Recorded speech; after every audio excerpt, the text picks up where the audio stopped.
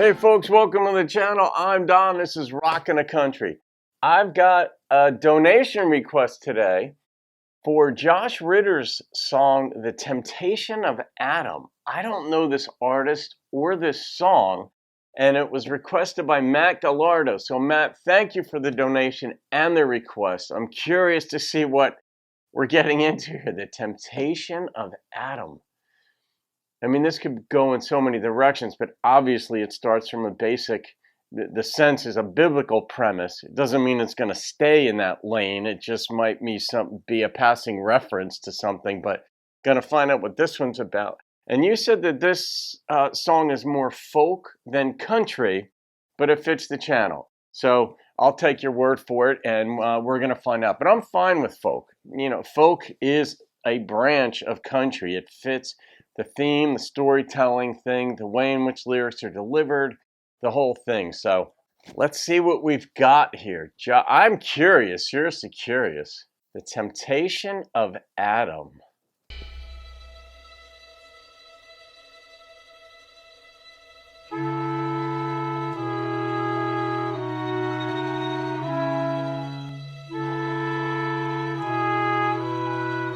Reminds me of the fall of Adam as the Bible represents it.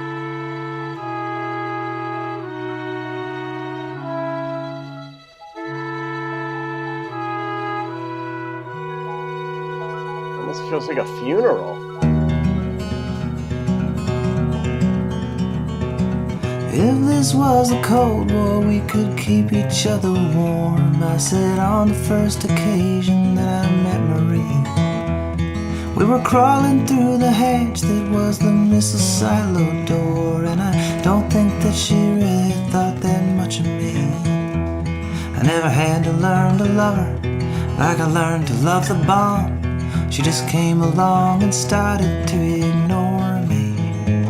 But as we waited for the big one, I started singing her my songs, and I think she started feeling something for me. Passed the time with crosswords that she thought to bring inside. What 5 letters spell apocalypse, she asked me. Wait a minute, so they're going into a silo. So is this Flash to the Future? And I think he mentioned the bomb. She didn't feel something for him until he started singing her songs. This has like a sense of the apocalyptic. I won her over singing WWI, We smiled and we both knew that she'd misjudged me. If you didn't pick up on that, I think he said WWIII, or World War III. That is how I heard it. Oh, Marie, it was so easy to fall in love with you. It felt almost like a home of sorts or something. You would keep the warhead missile silo good as new, and I watched you with my thumb above the button. Then one night you found me in my army issue card, and you told me of your flash of inspiration. You said fusion was the broken heart that's lonely's only thought, and all night long you drove me wild with your equations. Oh, Marie, wait a minute. All right, so she's really smart, physicist anyway. Talked about fusion, which is how the bomb, that's how it explodes. I don't understand the whole thing, but I think it's like enriched uranium-235, is it? Some of you folks out there will know. And it takes only a little bit. Is the uranium the thing that fuses and goes once it's sort of lit, like once it's accelerated? Or is uranium the thing that accelerates another thing within a bomb that makes it expand rapidly, put it that way, and blow out?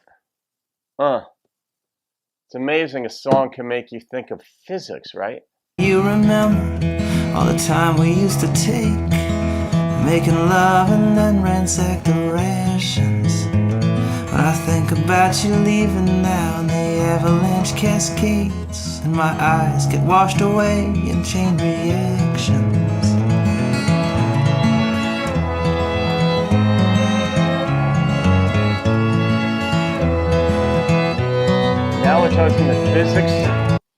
analogizing the physics of a bomb to love, or the process of. Where does Adam fit in this? Atom bomb? Oh Marie, if you would stay, then we could stick pins in the map of all the places where you thought that love would be found. But I would only need one pin to show where my love's at, in a top secret location 300 feet under the ground. Or we could hold each other close and stay up every night, looking up into the dark like it's the night sky, and pretend this giant missile is an old oak tree instead. Carve our name in hearts into the warhead. Oh Marie, there's something tells me things just won't work out above, that our love would live a half-life on the surface. So at night while you are sleeping, I hold you closer just because as our time grows short I get a little nervous. So I think about the big one, WWII. Would we ever really care the world had ended? You could hold me here forever like you're holding me tonight. I think about that great big button and I'm tempted. Wow. Wow. Is that over? Jesus God. Well, some songs just explode in a way you don't expect, so to speak. This one did that. I've never heard a song like that before, Matt. Oh, God, there's so much to process in that thing, but it's like he just wanted the love to continue, and the best way for that to happen would be to be underground with her. But what an odd way of presenting that form of love. I'm just assuming they're both in the military. She started to like him when he started playing songs when they were in the silo. They etched their names on the warhead, basically. I don't know how they got to the warhead because that's up top. But, yeah. Have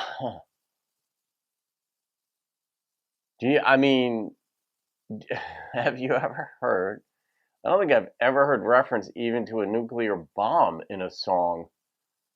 I mean, I probably have, but I did not see it coming in this way. I mean, how often do you hear the word fusion mentioned in a song? That's the first time I think I've heard fusion mentioned, which is the way the sun produces.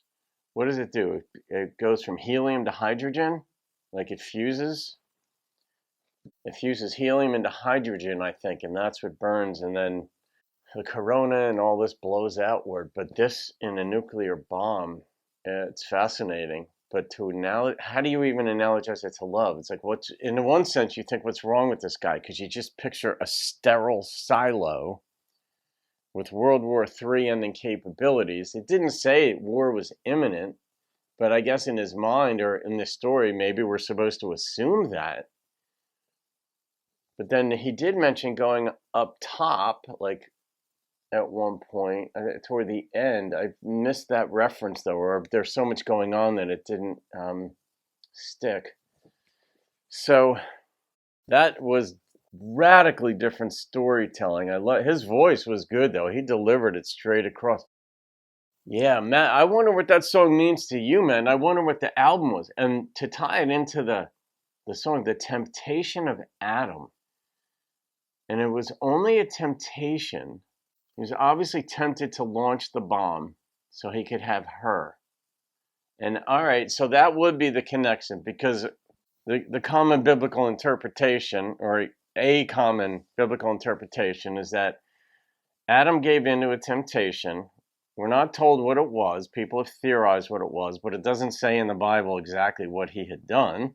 That was sinful, and that screwed things up for human beings from there forward. So I think that that's the parallel here, or the analogy to his current situation, where he's like, maybe I'll just launch the bomb and end mankind as we know it, but I'll still have you. And in the biblical record, Adam and Eve still had one another. So, but what a way to draw it Draw it out. Goodness. And there was no quote unquote moral of the story. There was no overarching message in the sense that there was no overt message in it. It was just, I want the girl. I get these thoughts of doing extreme things to have the girl. But the fact that the two of them are in a silo, I mean, that actually is kind of a good, you could retroactively, you could superimpose that over the biblical story and say, well, there are definite parallels there. Incredible.